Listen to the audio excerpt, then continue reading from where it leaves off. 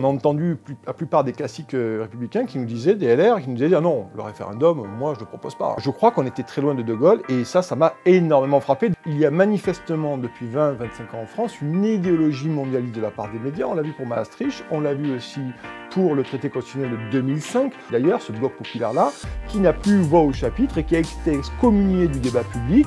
Et finalement, on n'est jamais rentré dans le fond du propos. Ne voir que la taxe des ailes, c'était voir le problème par le petit bout de la lorgnette. Vous ne pouvez pas être un gilet jaune parce que vous parlez trop bien. Donc derrière vous, il y a forcément une ambition politique. Je parle de gilets jaunes historiques, là. Je parle des gilets jaunes des 6 premiers mois.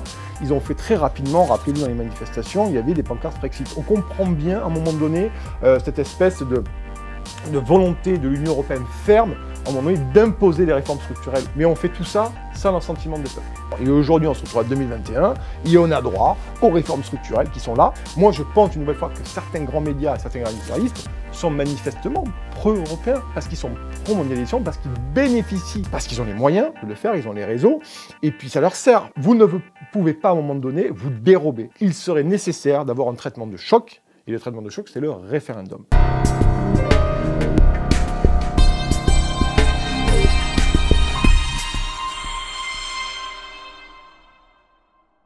Bonjour Nicolas Vidal, nous sommes ravis de vous accueillir dans notre studio pour la chaîne UE Le Référendum. Petite présentation, après des études de lettres, de philosophie et d'histoire, vous partez aux États-Unis où vous baignez dans la révolution de la culture web, notamment en ce qui concerne le monde des médias. En 2007, vous lancez BSC News, qui deviendra en 2018 Putsch, où vous proposez des contenus culturels, des débats, des interviews. Vous constatez le manque de pluralisme des voix et du traitement de l'actualité culturelle et vous dénoncez l'homogénéité du débat général. Vous avez également une chronique sur RT France et vous venez de publier aux éditions Hugo Doc Alerte le livre Média, le grand errement, où vous alertez sur la fracture entre les Français et ce que vous désignez comme étant les merdias, qui sont supposés être un contre-pouvoir alors que la grande majorité de la population ne leur font plus du tout confiance. Donc Nicolas Vidal, vous êtes l'un des premiers soutiens publics de la pétition UE exigeant un référendum. Pouvez-vous nous expliquer les raisons qui vous ont poussé à la signer ? Alors bien entendu, déjà merci de m'inviter sur cette chaîne pour prendre part au débat. Petite précision, les merdias, c'est le mot que j'ai trouvé, que j'ai entendu à plusieurs reprises sur les ronds-points des Gilets jaunes. Et c'est à partir de ce mot que j'ai écrit ce livre pour expliquer et comprendre aussi pourquoi les Gilets jaunes, une partie des Gilets jaunes, même beaucoup, appelaient les médias les merdias. Donc ça, c'est extrêmement intéressant. Ce qui m'intéresse effectivement dans cette initiative, je pense qu'il est nécessaire à un moment donné de poser les bonnes questions, de poser les vraies questions de fond. Et il me semble que sur les questions de l'Union européenne, aujourd'hui dans les médias et même depuis une vingtaine d'années, le débat est clos. C'est-à-dire que les grands médias aujourd'hui sont pro-européen, bien entendu, on va dire ce qu'on appelle sauvagement la mondialisation, la globalisation. Et c'est vrai qu'on s'est rendu compte depuis Maastricht, en 92, effectivement, que les médias sont favorables, sont très largement favorables au oui, et qu'on a très peu vu finalement d'un débat démocratique, alors on va me taper dessus, mais finalement un débat démocratique, et je vais ajouter un mot derrière démocratique, équilibré. Parce que c'est ça qui manque aujourd'hui, l'équilibrage des débats. Ça a été le cas également pour le traité constitutionnel de 2005, ça c'est extrêmement intéressant, le traité de Lisbonne 2007, et finalement on s'est rendu compte que les grands médias parisiens, je le note, et les grandes rédactions, et surtout les éditorialistes, pas dans leur majorité, mais quand même sont nombreux, à avoir défendu le oui. Et j'ai jamais trouvé finalement qu'on avait pu avoir un débat serein autour de ces questions-là, parce que dès que quelqu'un, bien entendu, s'opposait ou essayait de poser une question ou avoir quelques doutes sur le bien fondé de ce système européen tel qu'il est aujourd'hui, bien loin de l'Europe des nations, mais vers une Europe fédérale, on s'est rendu compte que ces gens étaient excommuniés, interdits de débat public, et ont délégitimé en permanence ces questions-là. Donc on n'a pas finalement laissé la voix à des voix discordantes de manière, et je le répète, c'est extrêmement important, le débat équilibré, on peut être pour ou contre l'Union européenne, peu importe, mais le traitement médiatique des médias aurait dû laisser libre cours à des débats sur le temps long, déjà, sur le temps long, bien en amont des votes, notamment des référendums, pour que les gens puissent se faire leur propre idée. Et ça, c'est extrêmement intéressant. Après, on pourrait parler, bien entendu, des traités. Je me rappelle très bien le traité constitutionnel de 2005. J'ai d'ailleurs gardé, je revoyais avant de venir, j'ai gardé précieusement, vous savez, le prospectus, parce que j'appelle ça un prospectus, quelque chose d'indigeste qu'on a balancé aux Français comme ça par voie postale. Aujourd'hui, n'importe quel citoyen ne peut pas s'empiffrer, excusez-moi d'être trivial, mais ce traité qui était littéralement indigeste. Donc c'est pour ça que le rôle des médias, après, c'est de pouvoir synthétiser, mais synthétiser aussi de façon équilibrée avec des intervenants. Voilà pourquoi il me semble que l'initiative est intéressante, au moins pour poser la question, parce que moi je suis un chroniqueur, un journaliste, et mon but aussi c'est qu'on puisse poser des questions, et on verra bien ce qu'il en sortira, mais aujourd'hui on doit bien dire que le sillon fécond de la démocratie, qui est le débat aujourd'hui, est bien aride. Donc voilà pourquoi j'ai accepté de venir participer à cet entretien, pour essayer de pousser cette initiative, au moins qu'on se pose la question dans les médias, qu'il y ait un débat autour de ces questions-là, parce qu'on voit qu'on avance, et finalement on n'a plus posé de questions aux Français depuis 2005. Donc c'est quand même extrêmement gênant pour la suite de notre démocratie, et ça a participé également à la délégitimation de la classe politique qui n'entend plus les Français ces questions. Et droite et gauche confondues, passerons là-dessus sur Emmanuel Macron, mais droite et gauche confondues, aujourd'hui, quand vous aviez les primaires pour la présidentielle, où on a entendu la plupart des classiques républicains qui nous disaient, des LR, qui nous disaient « Ah non, le référendum, moi je ne le propose pas, le référendum ». Donc finalement, on voyait que la question du référendum posait même problème dans les rangs républicains pour certains qui érigent en bandoulière en permanence sur leur cheval drapé de vertu toutes les thèses gaulliennes. Je crois qu'on était très loin de Gaulle, et ça m'a énormément frappé. Donc voilà pourquoi aujourd'hui je suis ici, pour au moins, peut-être à mon petit niveau, déclencher la question sur ces questions-là. Voilà. Très bien. Alors, vous avez évoqué la campagne de 2005. Dans votre livre, vous faites une analyse assez singulière du traitement médiatique de cette campagne, et vous évoquez également que la parole populaire a depuis subi une invisibilisation et même une délégitimisation de la part des médias. Donc, comment vous expliquez cette rupture et quel est votre souvenir de ce moment de la campagne de 2005 ? Il y a eu un basculement manifestement au niveau des grands médias qui sont, je le dis, mondialistes, néolibérales, parce que, et là une nouvelle fois, je ne mets pas tous les journalistes dans le même panier, soyons très clairs sur ce propos-là. Je veux dire, les célèbres éditorialistes, les grandes chaînes d'information, et certains médias aussi papier, grands médias français, parce que finalement, la rupture se fait dans l'idéologie.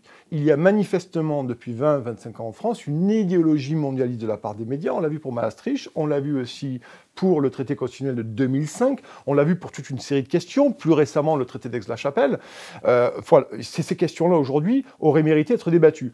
Et vous avez là des médias finalement qui ne portent plus d'une part la parole d'une majorité de Français, on peut dire populaire, soyons pompeux et parlons de populaire, ce qu'on appelle le bloc populaire, très bien exprimé, je le répète souvent, par le bouquin de Jérôme Sainte-Marie, d'ailleurs, ce bloc populaire-là, qui n'a plus voix au chapitre et qui a été excommunié du débat public, donc il y a eu une invisibilisation extrêmement massive depuis toutes ces années, et ensuite, on en parlera peut-être, le retour des Gilets jaunes et une autonomisation de ceux-là même qui se sont rendus compte qu'on leur avait raconté des fariboules pendant plusieurs années, et c'est quelque part, je l'ai analysé comme ça dès le début, ce n'était pas que la taxe diesel, c'était aussi une volonté de reprendre en main son destin, sa souveraineté, et c'est d'ailleurs pour ça que les Gilets jaunes historiques, je parle des Gilets jaunes historiques, là, je parle des Gilets jaunes des 6 premiers mois, ils ont fait très rapidement, rappelez-vous dans les manifestations, il y avait des pancartes Frexit. Alors, ce n'était pas des centaines de milliards de pancartes Frexit, mais il y avait quand même eu un lien qui avait été fait entre leurs conditions, leur paupérisation, leur précarisation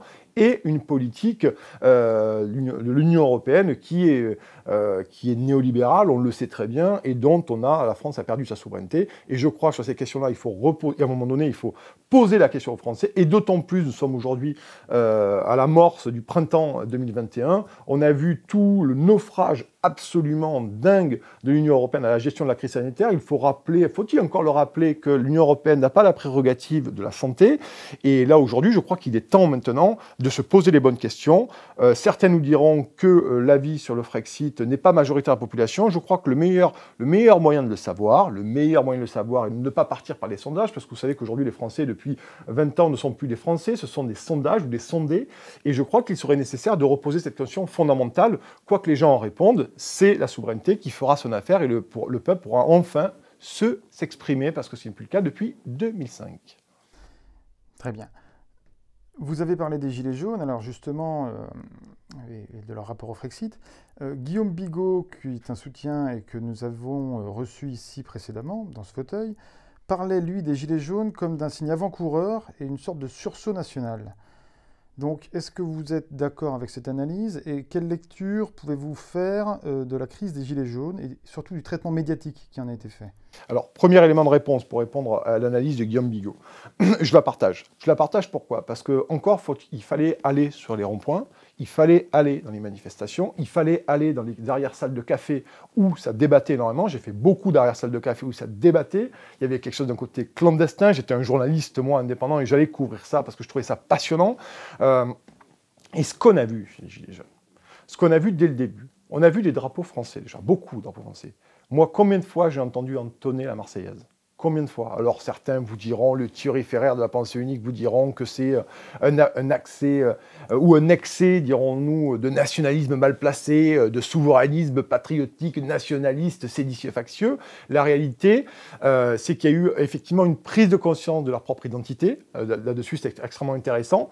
Et j'en veux pour preuve finalement que je pense sincèrement, et je l'ai dit dans plusieurs interviews, entretiens, qu'on a délibérément abruti les Français pendant 10 ans ou 15 ans, avec un hédonisme. Ce que j'appelle l'ickéaisation de la société. On leur a mis des ronds-points, on leur a mis des centres commerciaux, on leur a mis des friches industrielles, on leur a mis Internet. Et finalement, vu que la situation économique n'était pas si terrible à un moment donné, puisqu'elle n'était pas encore dégradée, les gens ont vécu un peu dans ce nuage éphémère d'espèce de la promesse de la mondialisation heureuse. Et puis est arrivé effectivement ce processus néolibéral qui a fracassé énormément d'emplois, délocalisations de toutes sortes. Et les Gilets jaunes arrivent. Et je reviens à mes drapeaux français, mais il n'y avait pas que des drapeaux français. Rappelez-vous quand on voit ces images. Vous avez des drapeaux bretons, vous avez des drapeaux occitans, vous avez des drapeaux corses, vous avez des drapeaux normands également. Certains d'ailleurs, turiféraires de la pensée unique, avaient relié ces drapeaux à des drapeaux royalistes. J'avais beaucoup aimé, pourtant apparemment c'était des spécialistes des luttes ouvrières et sociales depuis 100 ans, mais ils se sont trompés entre le drapeau normand et le drapeau royaliste. Voyez-vous, la sémantique était appliquée déjà, on voyait bien où ça allait nous mener. Et finalement, pour revenir à cette histoire de drapeau, moi je l'ai analysé comme ça n'engage que moi, mais j'ai analysé ça de la façon suivante. J'ai vu dans ces drapeaux finalement une volonté de se réenraciner. Et comme finalement, ils ont compris, les Gilets jaunes, que la nation avait été dévoyée, son but principal par l'Union européenne, par ce fédéralisme montant, qu'est-ce qu'il leur restait? Il leur restait leur village, il leur restait leur territoire, il leur restait leur département, donc ils arboraient les drapeaux qui consistaient dans l'enracinement de leur territoire. Et c'était le recul, c'est la dilution de la nation, la dissolution de la souveraineté qui faisait que ces gens s'étaient retirés et restaient finalement enracinés à leur territoire. Donc, c'était plus la France, c'était une région, c'était toute une série de choses. Et voilà pourquoi la souveraineté s'est exprimée comme ça dès le début. Et je trouve ça passionnant, très intéressant, parce que j'ai pas beaucoup entendu ces analyses-là sur les plateaux. D'ailleurs, on n'en a pas entendu beaucoup, mais peu importe. Elles étaient souvent à charge et jamais à décharge. Voilà un peu pour cette analyse-là. Et effectivement, ça me semble extrêmement important. Et oui, c'est pour moi un sursaut national. Et c'est une blague, je vais être trivial là-dessus, mais quand on voit que les zones, j'en souris quand j'en parle, parce que quand je vois qu'on a mis en place depuis au moins 20-25 ans des zones commerciales, qu'on a arborées de ronds-points, de manière à ce que les gens puissent vaquer à leurs occupations et consommer dans cette idée consumériste, les Gilets jaunes, qu'est-ce qu'ils font ? Ils reprennent ces ronds-points pour les zones que j'ai citées là. Donc c'est extrêmement intéressant parce que les gens se sont retrouvés. Finalement, ils sont sortis de l'hédonisme, ils sont sortis du consumérisme et certains se sont rattachés quelque chose à leur identité à la France. Je sais que pour beaucoup, c'est un gros mot, je le sais, mais c'est comme ça, il faut quand même savoir le reconnaître. Et sur le traitement médiatique en particulier? Vous avez raison. Deuxième élément de réponse, vous avez raison. Traitement médiatique, je l'ai déjà dit plusieurs fois. J'ai été désagréablement surpris. J'ai parfois été courroucé de ce qui s'est passé sur les plateaux télé. Il n'y avait pas de débat éthique. Il y avait une inégalité de traitement. Il y avait des gens qui ont été invités, qui ont été extirpés des manifestations, qui ont été extirpés des ronds-points, qu'on a mis sur des grands plateaux de chaînes info.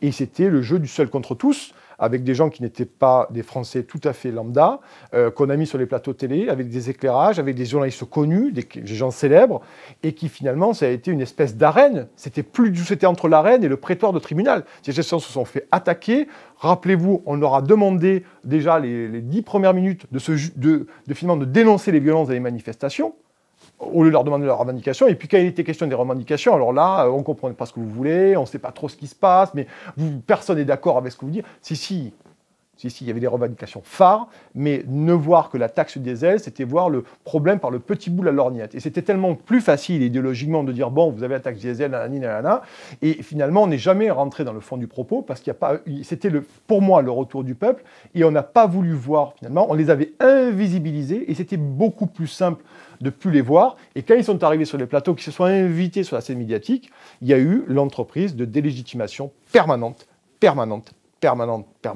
Et j'ai cette anecdote qui est assez criante d'ailleurs. Un des figures des Gilets jaunes, qui un jour s'est retrouvé sur un plateau de chaîne info, un soir, a commencé à évoquer, bien entendu, à parler très clairement, avec beaucoup d'éloquence. Il a expliqué très clairement les revendications: justice sociale, justice fiscale, souveraineté, paupérisation. Et je me souviens très bien qu'un éditorialiste lui a dit vous ne pouvez pas être un gilet jaune parce que vous parlez trop bien. Donc derrière vous, il y a forcément une ambition politique. Vous imaginez ce mépris de classe absolu. Et finalement, c'est pour ça que là, je crois que sur ces questions pour lesquelles nous sommes aujourd'hui ensemble, sur ces questions d'Union européenne, sur ces questions de référendum, il est question de référendum, de poser la question de la souveraineté, de poser la question de notre appartenance à l'Union européenne, qu'est-ce que cela nous apporte? C'est extrêmement important parce que je suis assez d'accord avec Bigot là-dessus, c'est le début d'une sursaut nationale. Je l'ai toujours dit, je pense que le Gilet jaune, très sincèrement, c'était la première vaguelette qui a commencé à lécher finalement les rivages d'une élite politico-médiatique qui a pris fait et cause pour cette mondialisation dont elle bénéficie, parce qu'elle a les moyens, parce qu'elle a le réseau, parce qu'elle a le carnet d'adresse.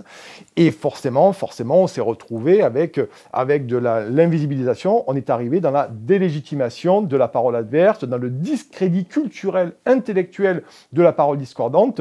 Et on en a fait, rappelez-vous, les factieux, les séditieux, les années 30, nous revoilà. Moi, je me suis retrouvé à me dire, mais c'est pas possible dans ce pays. On nie à ce point le droit aux gens de se poser des questions, de revendiquer et de donner et d'envie d'avoir exprimé leur avis. Voilà un peu pour cette question du traitement médiatique que j'ai trouvé extrêmement méprisable et que je trouvais par bien des égards absolument inadmissible. Alors revenons sur le cœur du sujet, à savoir l'Union européenne. Quelle est votre perception actuelle de l'Union européenne et que pensez-vous qu'elle va devenir? Alors, je vais vous donner un point de vue médiatique qui est très récent. On va faire un peu d'actu, mais je vais répondre à votre question.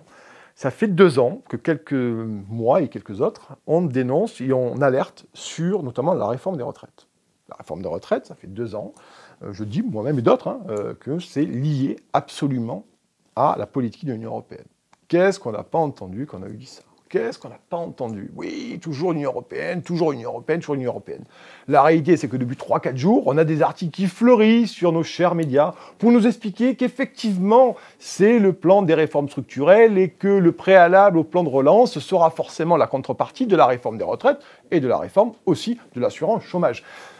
Donc quand vous alertez là-dessus 2 ans avant, on vous traite de toute une série de termes peu amènes, et maintenant, là, on a une prise de conscience en disant, finalement, et ce que je dénonce finalement, c'est que j'ai entendu des heures et des heures de plateaux, rappelez-vous sur la réforme des retraites, des centaines d'heures de plateaux, des manifestations, et jamais, au grand jamais, ou du moins de tous les plateaux que je me suis, que je regardais de façon, ça m'a gonflé, et je me suis dit, mais ils vont en parler à un moment donné ou pas? Est-ce que le lien va être fait entre la réforme des retraites et les directives de l'Union européenne, et plus largement de la Troïka? Et pas du tout.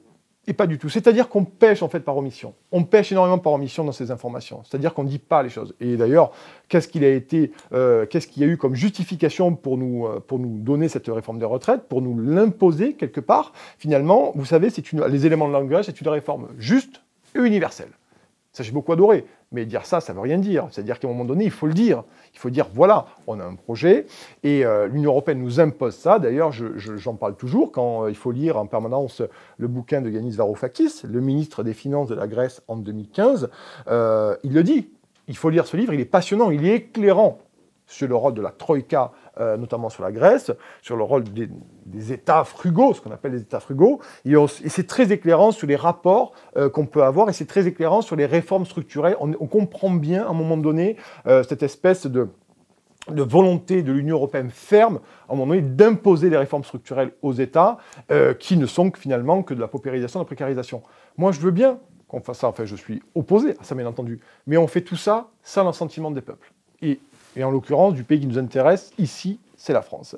Et Varoufakis, je termine sur ce sujet-là, le dit dans son bouquin à plusieurs reprises, il discute notamment avec des dirigeants européens, à l'Eurogroupe notamment, et il sent venir la menace. Donc son pays est mis à genoux, en 2015, littéralement, mémorandum, et à plusieurs reprises dans le livre, je vous invite à aller lire ce livre, il dit « Aujourd'hui c'est la Grèce, bientôt ça sera au tour de la France ».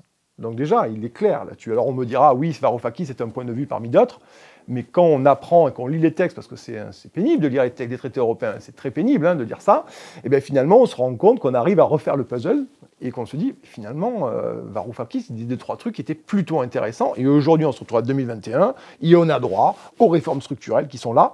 Donc une nouvelle fois, si une majorité des Français sont pour les réformes structurelles, moi je suis, alors on va dire la phrase bateau, de barbe à papa avec la chantilly, je suis républicain, voilà, comme ça on a tout dit, on a le glaive d'immunité, le bouclier d'immunité, et finalement, mais la question de fond, c'est il faut poser la question aux Français. Voilà. Vous ne pouvez pas à un moment donné vous dérober.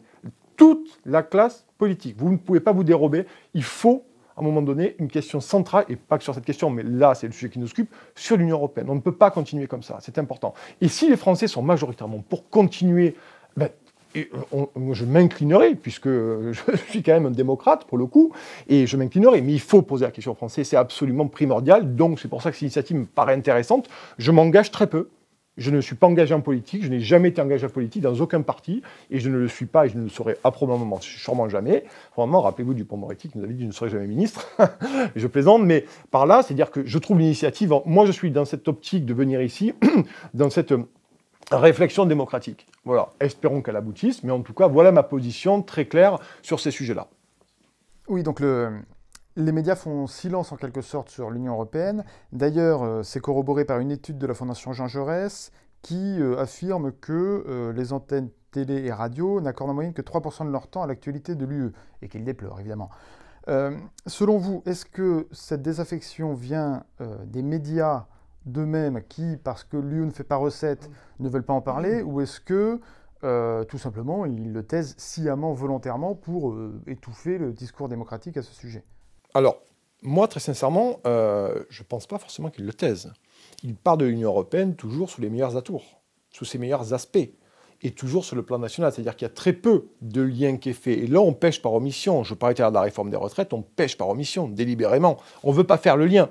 Vous comprenez? Donc finalement, on fait passer des directives européennes qui s'imposent à nous. D'ailleurs, on notera que le plan national de relance s'appelle maintenant le plan national de relance et de résilience. On adore la résilience. Maintenant, on va vous expliquer qu'il va falloir assumer, il va falloir assurer, et que ça va être compliqué, mais que la résilience est là, chers amis, nous sommes en guerre, et que la résilience est là, et que Bruxelles nous regarde de son piédestal bruxellois, et elle nous dit de faire des réformes structurelles. Pour en revenir aux médias, moi je crois qu'ils font la promotion de l'Union européenne. Ils font la promotion du progressisme, ils font la promotion du néolibéralisme, et tout ce qui n'est pas de leur fait est trotskiste, d'officine communiste, toute une série de choses, donc on est toujours dans la disqualification. Et je crois qu'à partir de ce moment-là, j'en reviens toujours au débat équilibré, comme vous n'avez pas de débat équilibré, finalement, on se retrouve avec des sujets qui sont biaisés.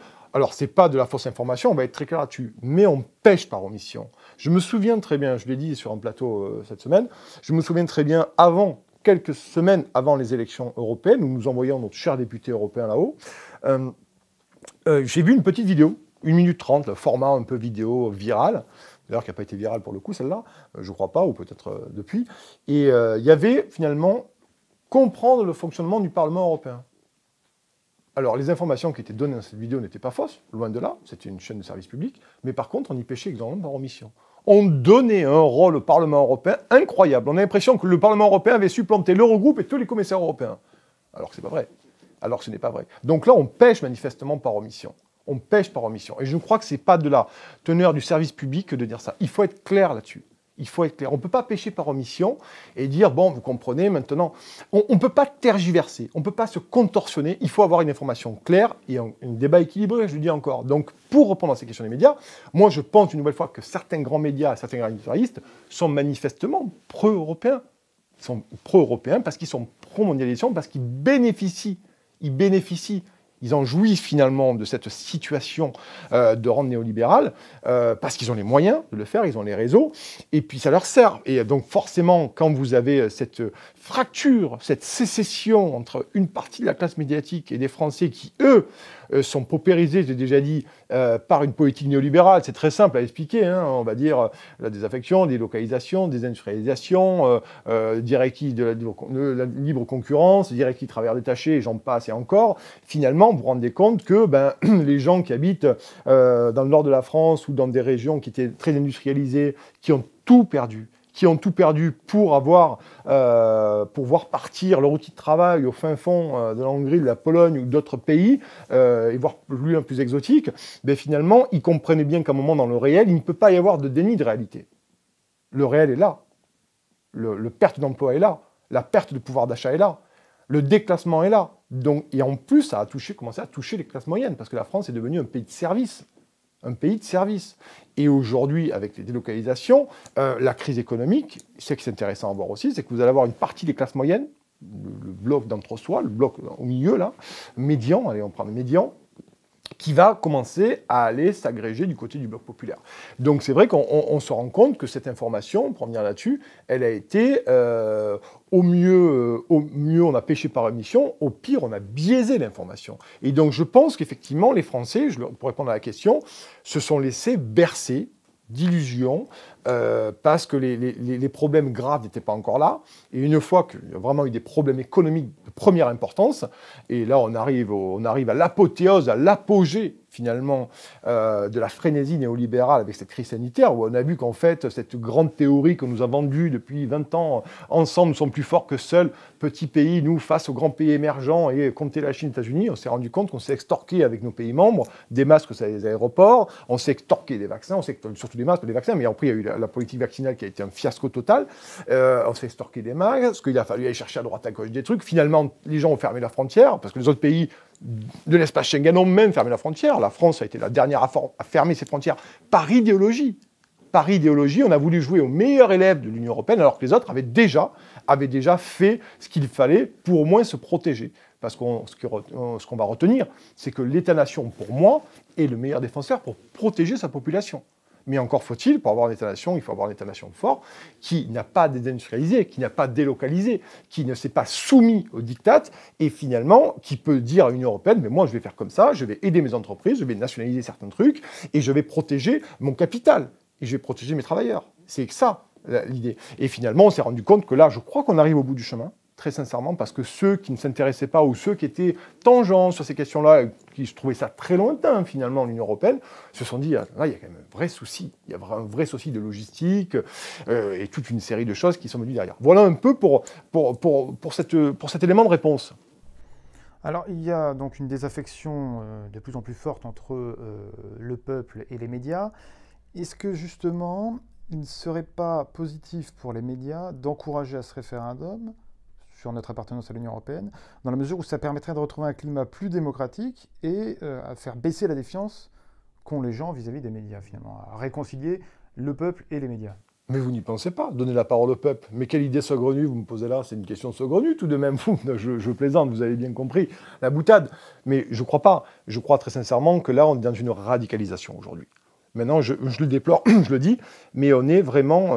et c'est terrible de dire ça dans un pays comme la France, c'est-à-dire qu'on a liquidé, littéralement, la grande conversation, le débat politique sur des sujets, même économiques, sur les grands sujets sociétaux.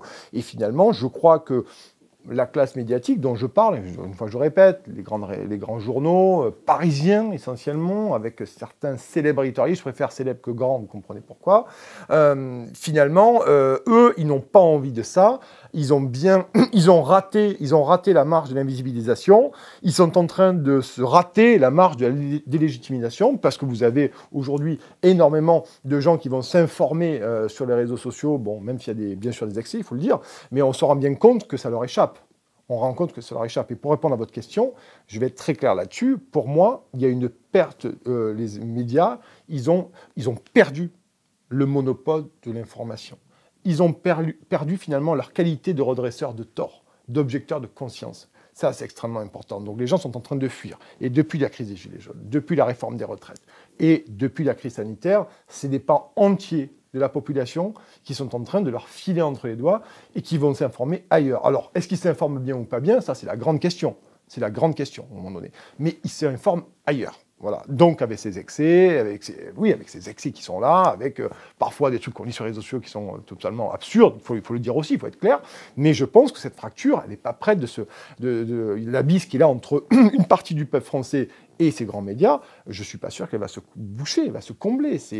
Moi, je suis très inquiet. Et sur la question, effectivement, Union européenne, oui, on aurait tout intérêt, moi je l'ai toujours dit dans mes interventions, dans mes éditos, pour apaiser cette tension, en partie, parce qu'il y en a tellement de tensions aujourd'hui, pour apaiser cette tension, ce déni de démocratie, ce mépris de classe, il serait nécessaire d'avoir un traitement de choc, et le traitement de choc, c'est le référendum. Alors on vous répondra, oui, mais vous savez ce qu'on vous répond dans ces cas-là. Oui, mais les Français ne répondent jamais totalement à la question. D'accord. Donc ils ne répondent jamais. Donc en fait, ils sont trop cons pour comprendre une question simple. D'accord. Vous voyez, ça fait pas le jeu de la démocratie. Donc ceux qui accusent de complotistes, de populistes, toute une partie des millions de Français, je ne suis pas sûr qu'ils aient la bonne technique, la bonne stratégie. On ne peut pas dire aux gens, donc on revient à mon idée, je pense qu'on a abruti les gens délibérément, on en a fait des consommateurs, parce que je le dis souvent, c'est plus facile de gouverner des consommateurs que des citoyens, quand vous avez du libre arbitre, que vous avez de la répartie, vous pouvez décider, choisir. Et finalement, maintenant, on leur dit, vous comprenez, d'accord, mais en ce qui concerne les questions de terrain national et européen, laissez-nous faire, parce que nous, on connaît les enjeux, et puis c'est bien pour vous. C'est la promesse trahie, la mondialisation heureuse. C'est ce qui revient, c'est le retour de Bambou. C'est aujourd'hui le crash test de cette élite politique. Et une nouvelle fois, Emmanuel Macron n'en est que le septembre le plus brillant. Mais Emmanuel Macron n'est pas le seul, il faut être très clair. Chez les Républicains, à gauche aussi, rappelez-vous, quand il y a eu le congrès de Versailles en 2008, qui a voté la ratification? Droite et gauche, non, non, non. Donc on ne peut pas dire ça vient de la deuxième gauche, effectivement, qui s'est lancée à corps perdu dans le libéralisme. Ils ont totalement oublié l'aspect populaire. Et là, on est vraiment dans une situation où on se rend compte qu'il y a une abysse. Il y a une abysse absolue dans ce pays. Et je le répète, ils ont tué la grande conversation. Ils l'ont tuée, ni plus ni moins. Ils refusent aux Français le droit de s'exprimer. Ils refusent maintenant aux Français le droit de se poser des questions. De se poser des questions. Vous imaginez, c'est-à-dire qu'il faut se poser une question, ça devient un délit médiatique. Et on se retrouve dans une situation totalement dingue, parce que quand on a pris les Français pour des tubes digestifs pendant 20 ans, vous comprenez que faire marche arrière en disant, bon, il va falloir faire autrement pour essayer d'apaiser ce pays, et moi j'en appelle de tous mes voeux, il faut apaiser ce pays, c'est important, sur les questions qui nous occupent aujourd'hui, mais sur d'autres questions qui sont fondamentales. Parce que ce pays, très sincèrement, son avenir à court et moyen terme m'inquiète au plus haut point. C'est un pays qui se délite, c'est un pays qui va vers des tensions sociales, une situation explosive. Ça fait 2 ans qu'on le dit, avec les Gilets jaunes, ça n'a pas été réglé, réforme des retraites, tous ces mouvements. Et là, on se retrouve sur ces questions-là. Et je crois que oui, vous avez raison, il faudra à un moment donné un référendum très clair, avec un planning très clair, sur des questions centrales, et pour, à un moment donné, apaiser ce pays et redonner ce qui revient de droit au peuple français. Je crois que ça s'appelle la souveraineté, mais il me semble que c'est en train de disparaître petit à petit. Vis-à-vis de la classe politique, est-ce que vous pensez que d'obtenir un référendum leur enverrait un signal fort qui les obligerait eux-mêmes à se remettre en question et à changer? Oui, bien entendu, mais le problème c'est qu'il va falloir l'organiser ce référendum. Il va falloir organiser, et une nouvelle fois, sur l'Union européenne, mais sur d'autres sujets. Il y a vraiment, je crois qu'il y a beaucoup de questions à poser au fond. On ne va pas faire 300 référendums, nous sommes d'accord. Mais au moins, il y a quand même des questions de fond à poser aux Français. Mais à partir du moment où vous êtes dans le déni de réalité, vous niez cette liberté fondamentale des Françaises et des Français à se prononcer sur leur avenir, à faire, à un moment donné, remettre au centre du jeu l'allégeance à une communauté nationale. Parce on a perdu toute notre légitimité de la parole publique, la légitimité de la parole politique, la légitimité de la parole médiatique, et maintenant c'est la légitimité de la parole médicale. Vous vous rendez compte dans quelle situation nous sommes aujourd'hui? Ça pose vraiment de problèmes. Et à un moment donné, les Français, c'est l'espèce de tribu comme ça, certains les voient comme ça d'ici de Paris, l'espèce de tribu populaire disséminée ça et là, avec plusieurs France, une espèce de cellule comme ça un peu folle. Mais la réalité, c'est que les gens n'ont plus confiance. Regardez un exemple simple. Les municipales, ça n'alerte personne. Vous avez plus de 60% d'abstention. C'est l'élection chérie des Français. L'élection chérie des Français. Et vous avez un taux record d'abstention. Un taux record d'abstention. Et à un moment donné, il va falloir se poser des questions. Et combien il va y avoir d'alertes dans ce pays pour que nos gouvernants, notre classe politique dans son ensemble, se posent des bonnes questions. Bon, et je crois que ça va prendre du temps, mais je ne suis pas sûr qu'ils aient suffisamment le temps avant une situation de plus en plus explosive, chaotique. Et moi, je le déplore. Hein.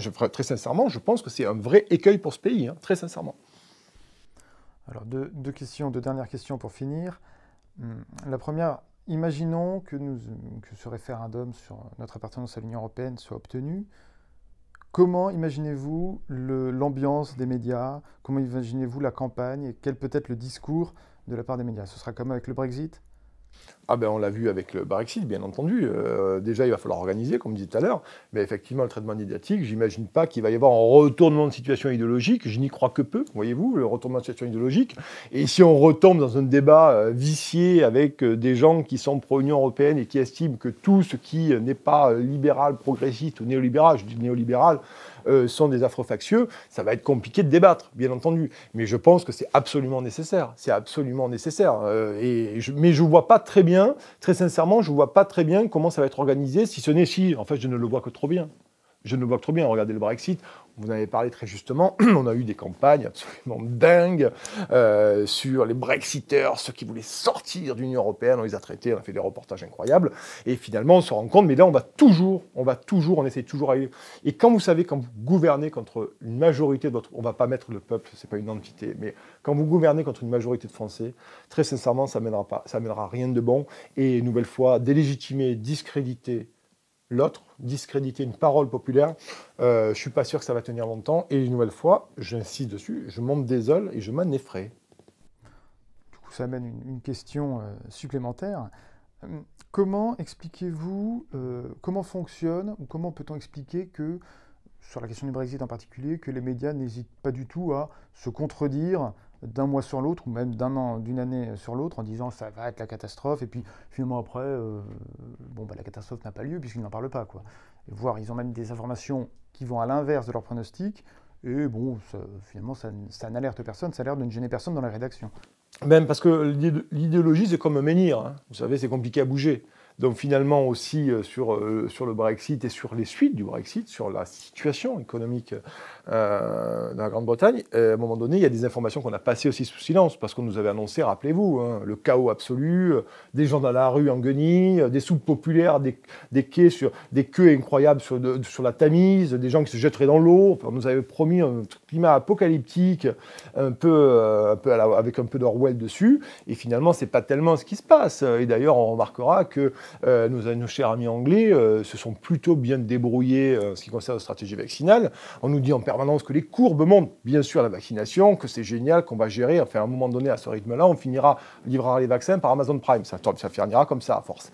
Et finalement, pour revenir au Brexit, on s'est rendu compte que finalement, c'est pas si terrible que ça. Et puis surtout, les Anglais ont parlé. Les Anglais ont parlé. De Gaulle disait, la course suprême en France, c'est le peuple. On est d'accord. Donc les Anglais ont parlé. D'autant les Français n'ont ni raison ni tort, ils décident. Il faut juste comprendre ça, en fait. C'est simple. Ils n'ont ni tort, ni raison, ils décident. J'avais écrit dans une tribune dans le Figaro Vox il y a 2 ans et demi au début de la crise des Gilets jaunes, et c'est ce que je disais, finalement. Et pour le Brexit, effectivement, pour finir dessus très rapidement, on essaie toujours de contourner ou de se contorsionner ou de tordre les faits de manière à les faire coller une idéologie. Vous me direz, c'est un peu le cas de tout le monde, on est d'accord. Mais là, c'est tellement flagrant que ça commence vraiment à se voir. Et enfin, donc, dernière question, il y a un public plus spécifique qui est celui des jeunes, notamment de la génération qui en fait aujourd'hui a entre 16 et 20 ans, qui n'a connu que l'euro, qui n'a pas du tout connu la campagne de 2005. Que diriez-vous, vous, pour les inciter, les plus jeunes, à prendre part à cette pétition, à ce référendum, à le faire monter en puissance et à le porter auprès d'eux sur les réseaux sociaux, et comment les inciter à se mobiliser? Alors, je ne vais pas globaliser, mais déjà, pour une certaine partie des jeunes, je vois sur les réseaux sociaux, déjà, lâcher TikTok, lâcher Instagram. Déjà, on va commencer comme ça. Et puis après, il va falloir apprendre, parce que le marché du travail va être extrêmement cruel. Et le problème, c'est est-ce qu'aujourd'hui, une partie des jeunes est suffisamment armée intellectuellement de par les études faites, pour à un moment donné faire le lien entre ce qui va se passer. Parce que vous savez que le marché du travail est impitoyable. Et j'ai bien peur, et je le crains, que la prise de conscience se fasse quand ces gens sortiront de leurs études, quelles qu'elles soient, et s'affronteront au monde aride et lugubre du marché du travail, où là, ça sera vraiment une hécatombe absolue sociale, avec déjà une pauvreté incroyable, un nombre de chômeurs incroyable. Donc, pour faire prendre conscience aux jeunes, vous aurez effectivement des jeunes qui prendront conscience, et je l'espère, mais comment arriver à faire le lien entre leur réalité d'aujourd'hui, et je parlais tout à l'heure, la télé, je ne globalise pas, bien entendu, tous les jeunes ne sont pas comme ça, mais c'est quand même assez courant, les extraire des réseaux sociaux dans le divertissement permanent, d'ailleurs, et à un moment donné, leur faire prendre conscience de la réalité du terrain. Et puis, il y a cette vision aussi. Quelle société voulons-nous, communément? Est-ce que nous voulons, quelle société dans laquelle nous allons vivre et dans laquelle nous vivrons bien ensemble, dans laquelle nous voulons aller, quelle direction? Et il se pose la question de la souveraineté, il se pose la question de l'avenir, il se pose la question de tout ça et de notre attachement à ce pays-là, aujourd'hui, la France. Donc la jeunesse, il y a beaucoup de questions qui se posent. Et quand on voit aujourd'hui l'état de l'éducation nationale, quand on voit aujourd'hui le classement de PISA, quand on voit aujourd'hui manifestement quand même beaucoup de jeunes gens qui sont arrivés sur les réseaux sociaux ou sur cette espèce de média ou cette société du spectacle, moi j'ai très peur finalement et j'espère qu'ils prendront conscience le plus rapidement possible et le plus grand nombre possible de ce qui les attend. Mais je crains très sincèrement que ça soit le choc de la réalité qui leur fasse prendre conscience peut-être de cette situation qu'on nous a laissée et sur laquelle pour l'instant on ne nous laisse pas, absolument pas décider. Et pour notre jeunesse, c'est terrible.